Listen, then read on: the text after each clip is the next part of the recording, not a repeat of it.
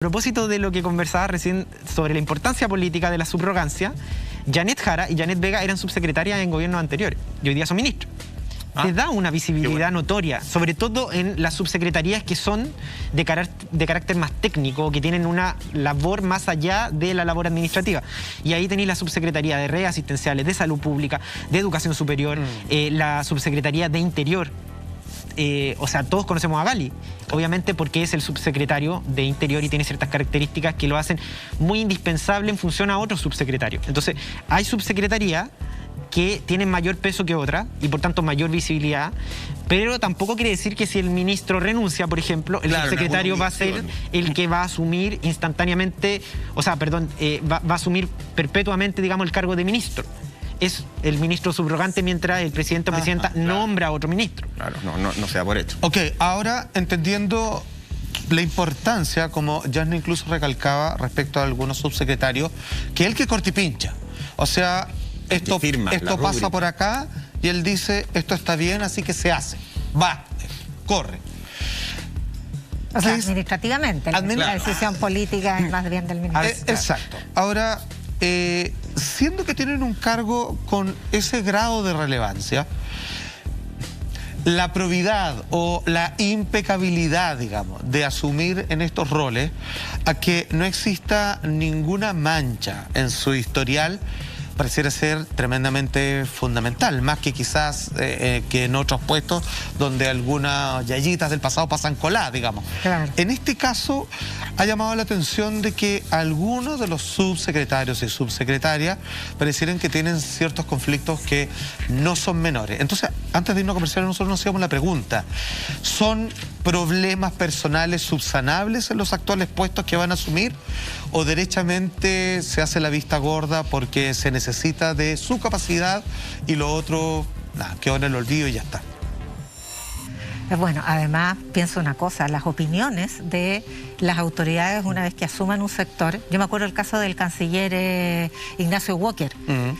Claro, como no estaba en redes sociales o todavía los testimonios indelebles en internet no quedaban, costó mucho tiempo hasta que se dio con una declaración, una columna que él había dado en contra de Argentina, en contra del gobierno argentino. Y es uno de las contrapartes diplomáticas más relevantes. Yo espero que no solo subsecretarios y ministros, sino que todos los cargos de primeras posiciones de poder tengan un estándar de desempeño en su pasado y de probidad en su presente y su futuro del máximo nivel. Toda la ciudadanía espera eso.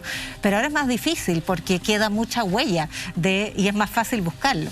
El caso del por ejemplo, el subsecretario de redes asistenciales, Arauz, claro, él tenía una investigación en Contraloría, no él, su padre, porque se desempeñaba como jefe de una de las áreas del hospital Sotero del Río, ¿era? Sí, Sotero del Río. En 2009 se hizo una investigación de Contraloría y hubo una reserva, un reparo por probidad porque contrató a uno de estos servicios médicos, sociedades familiares médicas, que le prestaban servicios externos al hospital.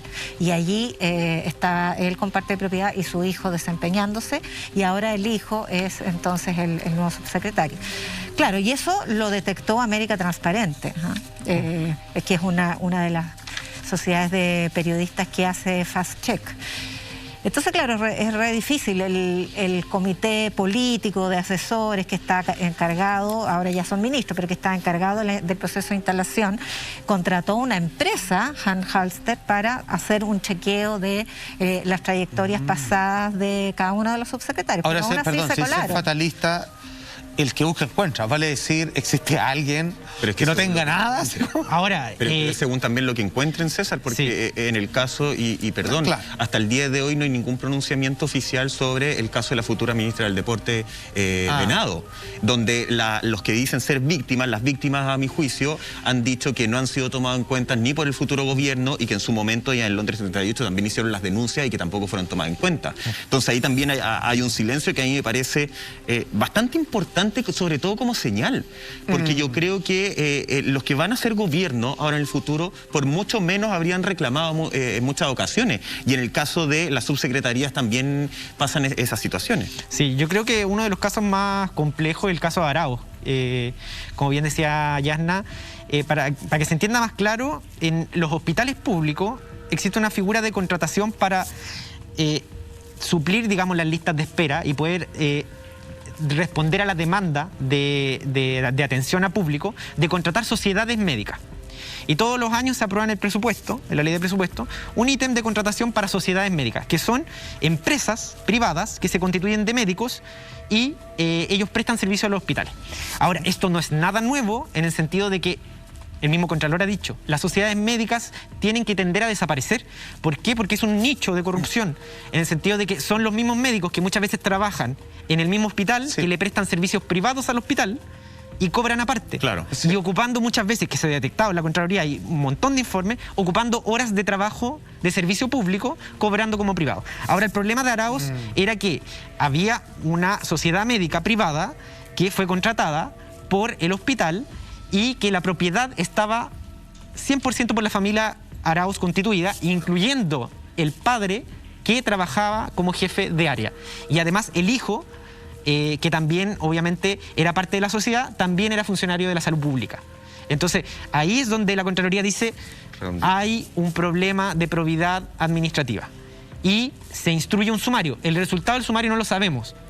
Si fue destitución, ya pasó tanto tiempo que efectivamente esto ya está prescrito. O sea, digamos, no prescrito, sino que la inhabilidad a propósito de una destitución son 5 años. O sea, por tanto, él podría ejercer. Pero la crítica ética está. O sea, aquí hay un problema que creo yo que tiene tintes, digamos, complejos. Oye, hay que decir, nos señalan que la futura ministra del Interior, Isquia Siches, ya le llamó la atención justamente a los ministros por estos nombramientos medios polémicos de subsecretaría. Cuando uno dice hay una investigación, ¿cierto? Hay que buscar la máxima probidad, pero también da la sensación, y esto lo decían ya en algunos analistas políticos, que en este nombramiento de subsecretario se trató como de sanar un poquito la cuota política que había quedado pendiente del nombramiento de los ministros.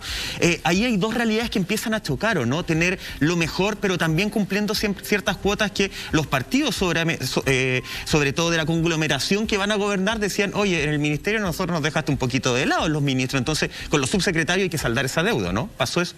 Pasó eso, hubo un ajuste de las deudas que quedaron de ministerios, por ejemplo, Revolución Democrática, que es un eje del Frente Amplio, quedó solamente con 2 ministerios, entonces ahí lo compensaron con 8 subsecretarías. El Partido Comunista también se sintió pasado a llevar, entonces con 3 ministros, que también es uno de los ejes de Apruebo Dignidad, entonces lo compensaron con 6 subsecretarios. Y así, los movimientos independientes también, Acción Humanista, por ejemplo, recibió un subsecretario porque no había quedado ningún ministerio. ¿Por qué ocurre esto? Porque primero se requiere gobernabilidad, y esta también pasa por equilibrios políticos, ¿no? Claro. Por comprometer a las fuerzas políticas en la gestión del gobierno, claro, porque además es una manera de obtener luego los votos parlamentarios que están en el Congreso para los proyectos de ley. Si buena parte de la gestión gubernamental pasa por iniciativas legales que se tienen que tramitar en el Congreso, y Apruebo Dignidad es una coalición que no tiene ni siquiera 1/3 del Parlamento, 1/4 del Parlamento.